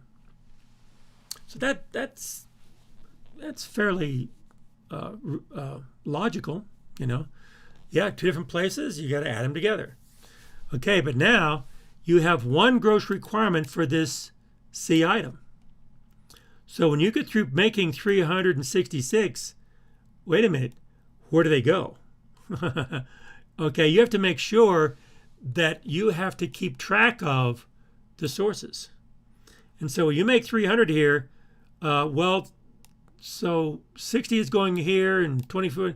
So MRP does not only keep track of how much you should order, it keeps track of how much you should deliver. And there's the logistics part of MRP. So you can see how you can keep track of connections in your production, but also your demand, but also the logistics. So it begins tying things together. You can see why MRP was the basis of an ERP, Enterprise Resource System. Okay, what about the last one? We'll get to that next, ERP next. Here we have 2D for every C, 2D for every C, but wait a minute, it's the same C. This is only one C. So I have it. So C could be in multiple places, as we can see. But every time you have a C, those C's are going to only one MRP. And so even though you have a 2D in multiple places, that 2D is really attached to only one C MRP. So my multiplier is 2, my source is C. So when I go to my D down here, it's just 2 per C. So I come up to C here of 366. 2 times 300 is 600. 2 times 66 is 132. And there's my gross requirements. So some people will say, well, why do you need a 2D there every time? Well, what if we eliminated one of them? Well, here is where you have an MRP, bill of materials, in your MRP that's inaccurate. You say, oh, well, this C has 2Ds in it. This C does not. So these two C's right here are not the same C's. This one is a 2D C. This one is a no DC. And so this illustrates a poor quality discrepancy in your bill of materials. And so an MRP, a good MRP, will kick this out and say, whoop, this is incorrect. Something is wrong here. Flag an error. These are not the same C's. This should be a C1 and this should be a C2. They're different C's because they have 2 different things in them. This one has 2 D's in it. This one has no D's in it. And so therefore, you have to have, in order for the bill of materials to be accurate, if you have a 2D C here, every place you have a C, you must have a 2D to be accurate. And there's where quality control comes in. And we'll look at process control charts, but here's where we're looking at quality of bill of materials, inventory records file, making sure all those numbers are accurate. Okay. Okay, now we have an exercise set 2. I do the same thing as before, but I have A is 2 sources here, and B is in 2 places with the same source, just like I did before. And down here, I have the same setup here with a MPS, bill of materials, and BOM. Down here is my inventory records file. My inventory policy. So again, an exercise. Okay. Now MRP2, I've mentioned MRP2. I've already mentioned it once, and I just have an example here. I'm kind of saying it again. Notice this is MRP, which stands for Material Requirements Planning. I have a different problem here. And so when you look at this, you say, oh, wow, I have 7 here. Net requirement is 7. Okay. But then notice here I have 7, 8, 9, 10. So for 6 days here, my total gross requirement is just 10. So why not combine all these together, put them into the 67, and just make my order a 77? Well, if you do that, notice my order frequency is cut in half from 2 down to only 1. And look at my inventory. My inventory jumps from an average of 50 up there to less than 3. Okay? So why not do this? Again, this is manufacturing resource planning. This is just looking at combining. You can look ahead. You can look back. You can have an optimal plan. You can look at inventory up here. You can look at ordering down here. You can look at resources. You can do all kinds of objectives. So the idea of the evolution of MRP is you start with MRP and then you go to MRP2. And a lot of times MRP2 is where they talk about sales and operations planning. Because then you start looking at your operations and modifying objectives within your operations, moving away from ERP to ERP2. MRP is just your material. MRP2 is your manufacturing resources. So your resources within your operations, matching them up with sales. But also MRP2 is looking ahead. Advanced Planning System, called APS. Advanced Planning System is looking ahead. When you look ahead, you're away from the lot size discipline rule of ordering just what you need, no more, no less. Advanced is looking ahead, starting to combine things, looking at resources to be more efficient. No problem with that. But as I mentioned before, since MRP begins connecting things with production, with demand, and with your sales and operations and inventory, it connects everything. People began to realize, internally, we got to be internal focus and start combining everything together and have one, all these things managed and coordinated. And they began calling that the enterprise resources planning. So this is just manufacturing resource planning, just looking at manufacturing, but you start expanding that and you have enterprise resource planning. So there it's not just sales and operations, you're looking at logistics, integration of operations upstream and downstream, and connecting with logistics and marketing, finance, and everything internally. So ERP, it has an internal focus. But then you have an ERP2, which is happening today in the last few years. It's called Extended Enterprise Systems, ERP2. And initially they looked upstream to supply chain focus. And here's where we're getting into supply chain management. I teach a course in supply chain management, and we look at upstream type of ERP2 systems looking at upstream. And there's where you have your IT service-oriented architecture. There's where you have your relationship management and your SRM, supplier relationship management. And there's where you have your relationship management. And there's where you look at your alliances and how people coordinate relationships. And there's a number of those. Okay. And then since you're looking at upstream, you're looking at integration of suppliers or certain types of organization of suppliers that are looking at an industry or looking at some dominant group or a consortium group of companies, looking at a consortium of suppliers, consortium of companies, and there's where you have dedicated suppliers. The larger retail supply chain companies will have that. You'll have smaller suppliers, but you'll have major suppliers as well, like Walmart and Target and Costco. So they'll have their major suppliers. But then the last 5 years, and it's just exploding now, is downstream supply chain focus called ERP3. Downstream is where social media, where you not only have a target market of a group of people or regional, you have a target market of an individual person, a target market of one. Social media allows you to do that. So your customer relationship management then becomes very sophisticated. And so it's not just looking at gross general data mining kind of things. It's looking at models. So the data will support a model of behavior, model of demographics, and so your integration of markets can be very precise.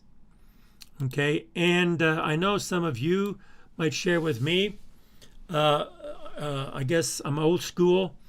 When I look at social media, the younger people have no problem letting everything, all their information out. Older people don't like that because they know what can happen with information that's misused. And sometimes the misuse of information within a supply chain, within MRP, within ERP, sometimes is not malice. Sometimes it's by accident, and it is unintentional. But the point is, when you start looking at ERP2 upstream, ERP3 downstream, you have to start having governance structures. And there's where we talk in supply chain management about governance, strategy, and tactics within the supply chain. And so, unfortunately, which has been true for many, many centuries of history of mankind, technology is ahead of the practices, ethics and practices to support human survival and human civilizations. You know, the technology is ahead, and we try to catch up with our ethics. Okay, and you say, "Oh, wait, I didn't know that was going to happen," and so unfortunately, they're more reactive instead of proactive. Anyway, so I would just say, now that we know this is happening, let's try to be as proactive as possible. And there's where you have actual people to look ahead. And so listen to the few voices that seem are not mainstream that are warning about things that might happen, because they usually do happen. Okay. Well, that's the end of MRP. So I hope, so there's some mechanics, a little bit on concept here. And so I'll have some mostly mechanics on how to work MRP. Now, briefly, MRP is a multiple item inventory technique. Another technique which is very popular is ABC classification. Now that's simple, but I'm going to go a little bit deeper into it, okay? And because I feel that it's valuable, deeper than what the textbooks don't do. Okay, ABC classification is pretty straightforward. Some of you know this. So you'll have something called a SKU item, and there they are, and this uniquely identifies an item in your inventory. You have something called annual usage, and this is your dollar amount of usage. And this, in other words, this is like your turnover in dollars. Annual usage is equivalent to turnover in dollars over a year. Inventory that's come in and gone out of your inventory in dollars. Well, for the ABC classification, what you do is to manage your inventory, you rank order the usage, get the total, divide through by the total to get a percent usage, and there it is. And since it's rank ordered, you'll have the highest percent up here, the lowest percent down here. And then you have the cumulative percent usage, 64.7 plus 16.2 is 80.9, plus 7.1 is 88, plus 39, you just accumulate it up to 100. And then you say somewhere, and I say 75 to 80, somewhere around 80%. Well, the first SKU is 64.7% of my usage. The first and second SKU represent over 80% of my usage. So 80% of my dollar value of my inventory is contained in those two SKU items. And I have 10 SKU items, so I have 20% of my SKU items contain 80% of the dollar asset of my inventory. So I will classify these then as A items. My Class A items, all that means is my Class A items, I'm going to have a lot of attention to those items. You pay attention to your it's kind of like these are the most important items. Why? Because if you control and minimize the cost of those A items, then you have controlled over 80% of the dollar value of your inventory asset. And so that's why they do it. So the next 10 to 15%, so the next 10% is 90. There's the 2. 15% is 95. So I call those B items. I pick the next 3. And so this is 3 out of 10 is 30% of my items. So 3 out of 10 SKU items is 30%. And then from 94.4, from 80.9 to 94.4, the difference is 13.5. So essentially, there we go. The next 13.5% is 30% of my usage. So I classify those as B items. Now my A items up here, I'm going to pay a lot of attention to those. Maybe have really short-term contracts, maybe be on top of the contracts more, maybe have lawyers look at the contracts. Now the B items, not so much. I might say, nah, we'll just order them, maybe not short-term, be on top of maybe a little medium-term inventory periods. Maybe the B could be, you can have a certain amount you can order. You have limits to where you can order within that, just to try to make it as efficient as possible. Now, the rest of it are just simply C items. Around 5 to 10% of your dollar of your annual usage is sometimes 50% are C items. Now, the C items are just price point. You just buy in bulk, just buy as much as you can, just fill it up, and try to get the cheapest price possible. These are a lot of times referred to as your staple items. And that's where staples come in. Staple items.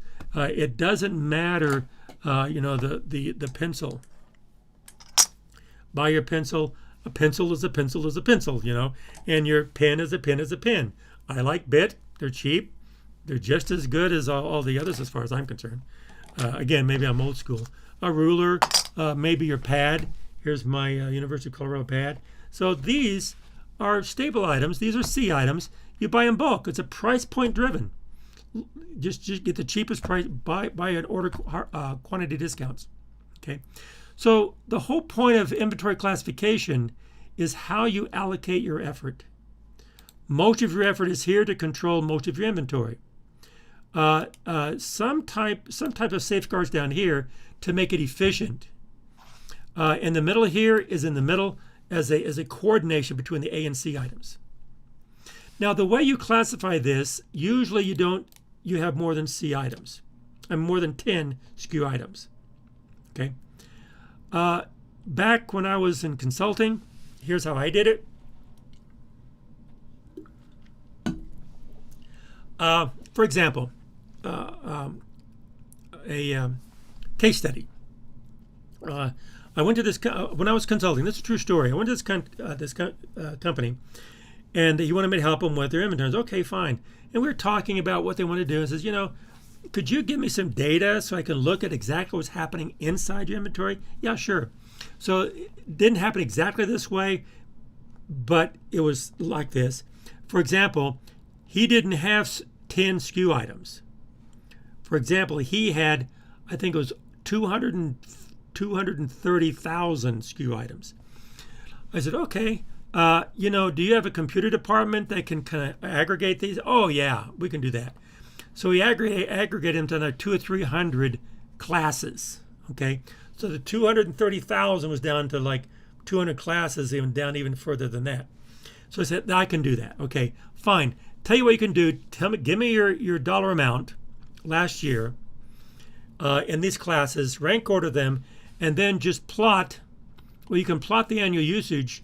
I just rank order them and renumber them, 1 through 50 or 1 through 30 or 1 through 100, and then plot the cumulative. I want to plot the cumulative percentage, and he did, and it looked a lot like this: bing, bing, bing, bing, bing. Okay, so when you have this, now I sat down with him and say, I tell you what, let's look at this. Say, okay, let's go to 0 here. Let's go to 80% right here. Let's come across here. Oh, boom, right there. Let's have the fill. Shape fill is no fill. Okay, that's good enough. And right there, well, you notice 80% of your dollar value is 2 items. So this right here represents your A items. Oh, okay. So those items you want to pay attention to, because this is like 80% of the dollar asset out there. Oh, yeah. The guy understood that. Oh, absolutely. And I don't know, there's like 20, 30 items in there. I mean, you know, like across different classes. Okay, and then I said, now, let's do this again for the next 10 to 15%. Okay, so come on, you can do it. Come on, where is it at? Come on, here we go. The next 10 to 15%. Let's bring this down. 10 to 15%. It's like right here. Is the next 3 items. Oh, okay. So this right here will be your B items. See? Now we can bring this down to here, and those are your B items. So SKUs 0. Suppose this is 100 SKUs. 0 to 30 is your A. 30 to 55 is your B. And then 55 to 100 is going to be your C items. Oh, okay. So these down here, yeah, I see what you mean. Yeah, these time, just price point. You know, let's go to Staples when you need. Order as needed and just order as much as you can. Right. These maybe a catalog. You have 2 or 3 vendors, and we'll order from those vendors. For example, the business school, you can order for I think 1 or 2 or 3 different catering companies, or 1 or 2 catering companies, or maybe 1 or 2 for copy machines, that kind of thing. But then the A items here are the bigger items, are the expensive one, the computers kind of thing, and so infrastructure of your IT. So one day we had all this. It goes, oh, okay. And I said, so here's your items, and I listed them. It goes, oh, wait a minute. So this on this side here, let me get a shape an arrow.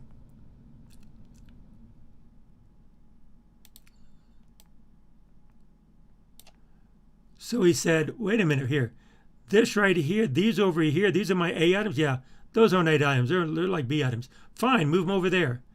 Well, wait a minute. These, well, maybe last year they were B, but they really should be A. So each of these boundaries, he looked at just a handful. It says, no, we want to pay attention to these. And then he says, now, wait a minute. I don't have this much labor. I don't have this much resources, labor, to handle that amount. So once you rank order them, you say, okay, fine. Then let's whittle this down to where that's how many resources you have. And then the rest of them are going to be B. Okay, and then let's whittle this down to how many B resources you have. And the rest C are easy to do. So notice how easy it is, not easy, but straightforward to manage a large inventory. And that's why ABC classification is so valuable. Okay, now, one last thing before we go. It's one last thing, but it's a big thing. Notice this is manual. Well, today we have computers. Can you do this with computers? Yes. But when you start having the computer capability, there's more you can do. So let's look at a cost analysis. Okay, now we'll follow my logic. This doesn't occur in any books anywhere. This is what I did when I was working. And I've never seen this really in a book. Okay. Suppose we had this evaluate some arbitrary inventory policy of 10.8.4. Now what I mean by that, here's my 10.8.4 right here. Let's box that in still. I like my boxes. So let's use my box. Okay, and my bold. So let's box this in and bold it. Okay, well, let's evaluate this. Okay, well, I had 2 SKUs, 2, 3, and 5. That was my classification. Okay, and here's my A. So what I did here, I took all of my A items here and added that up. I added my B items, which were 3 of them. I added my C items, okay. I put them right here. This is the sum of all my annual usage. There's 2 items. Sum of all my annual usage for my B. I had 3 B items, 5 C items. Had that a total annual usage. And there's my total, okay. Well, if my order frequency for each item in that class is 10, then 2 times 10 is 20 total orders for the year. 3 times 8 is 24, and 5 times 4 is 20. So this is how many orders I have that year. Well, I can sum that up and I say, you know, my total for the year, I'm ordering 64 orders for the year. Okay. Well, up here you say, assume the unit ordering cost is $40 per order. Well, I'll bring that down to here, 40 times 64, and there's my total ordering cost. Okay. Okay, well, that's nice. Well, what about my inventory? And this is inventory in dollars. Okay, well, my unit carrying cost is 25 cents per dollar per year. Okay, then how many dollars of inventory am I carrying in each class? Well, I'm ordering this 10 times. So there's my total usage in dollars, my total demand in dollars.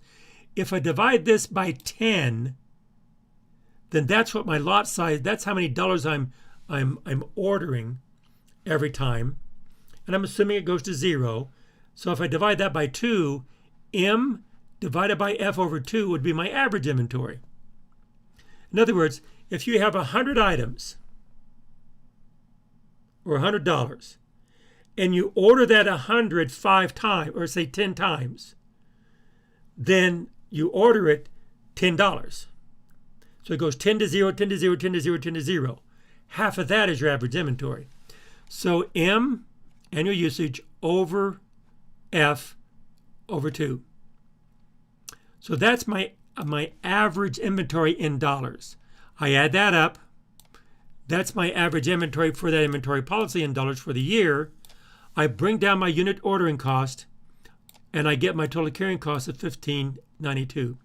Now, when I add these two together, that's my total inventory cost, $41.52, right? Is that a minimum? Is that a minimum? The answer is no. But more importantly, why is that not a minimum? What's the concept behind this? Why is that not minimum? Well, my total ordering cost is $25.60. My total carrying cost is $15.92. If my total inventory cost is a minimum at EOQ, what should these two numbers be? They should be the same. They're not equal. My ordering cost is up here, my carrying cost is down here, so that's not optimal. So to be optimal, remember, the concept is they're equal. So my objective is to determine an order frequency, these 3 numbers, that will minimize the total inventory cost, or that these two are the same. Now, that's the concept. I am not going to derive it. Well, I have derived it elsewhere. I'm not going to show that. But the actual solution then is given by this equation. An EOQ equation for ABC inventory classification. It's the square root of my usage divided by 2 times my numbers, my SKU, because this is pretty much what you have, times EPP. Now the EPP is my economic part period with the ordering cost over carrying cost. Now you've seen that before, okay? I've mentioned it before. But down here I've actually derived it. EPP is called the economic part period, the ordering cost over the carrying cost, which equals the average inventory divided by the order frequency. Where did that come from? Well, take the EOQ equation, rearrange it, multiply both sides by, well, here's my Q. Q is an EOQ. Square both sides, divide through by 2D, collect terms, and this right here is my average inventory, and there's my order frequency. The derivation is not important, but sometimes it's helpful to see where it came from. So this EOQ essentially represents this relationship. My average inventory order over the order frequency over a planning horizon is the ratio of the ordering cost to carrying cost over that horizon. Okay? So let's see how that works. Okay, for my A items, I take 92,160 right here, divide by 2 times N, which is 2, times my ordering cost over my carrying cost, 40 over 25. So remember, it's 40 divided by 20.25. I do the same thing for my B item here and my C item.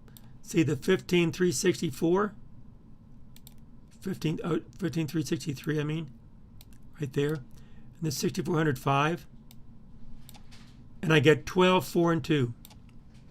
Or my EPP then is 160. That ratio is 160. So when I take 12, 2, and 4 and put it in here, I go through the same arithmetic. Notice what happens. These two costs are the same.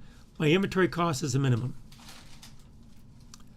But also, what happens is that if I take my average inventory down here, my average inventory, divide by my order frequency, 3840 divided by 24, that's 160, which is the same as my EPP.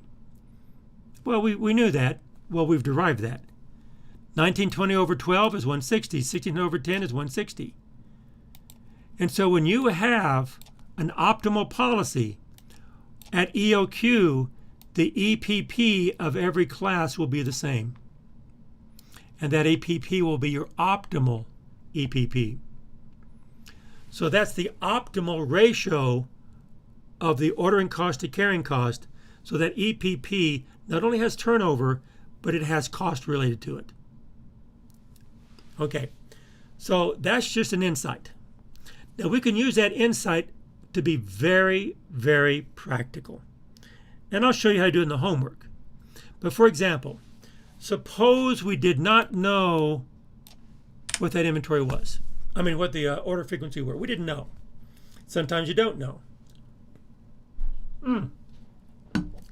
Suppose we didn't know what the EPP was. We just didn't know. We don't know. Okay? So what you do, your A items, you do your classification up here.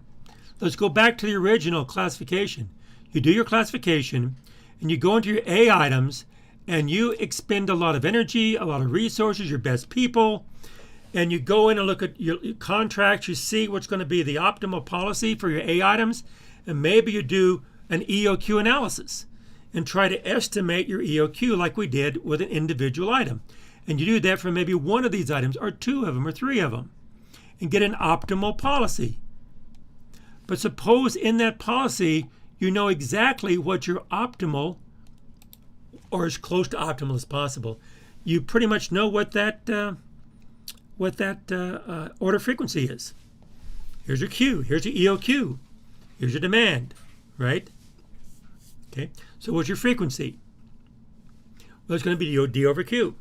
There's my frequency. Okay. So suppose that turned out to be 12. So that's set. Well, I can pay 2 times 12 to get that. This divided by 12 divided by 2 is 3840. This divided by that is 160. Okay. Now if this was 11, this number would be different. If this was 15, this number would be different. But notice this 12 right here, and let me box that in. This 12 came from your ABC classification analysis. So that's as accurate as you can get it. But if that's as accurate as you can get it, then you know from your usage from last year and your classification with that one number, you can determine your total orders, average inventory, EPP, and you can use EPP for each of these and use EPP back in here to get these others, 4 and 2. Now these, I'm going to take the bold off, italics, because what the 4 and 2 are simply estimates based on that 12. So the accuracy of the 4 and 2, I'll put the bold back on. Those accuracy is dependent on the accuracy of that 12. So when you have the EPP, which is the same based on some value here, you don't know what the unit costs are. You don't know what the optimal EPP is. I'm going to call that my observed EPP. And so when you have an observed EPP that's the same for every class, I call this economically balanced. This is my economically balanced inventory policy. Well, this turns out to be minimal. But if you don't know what your unit costs are, you don't know what these costs are.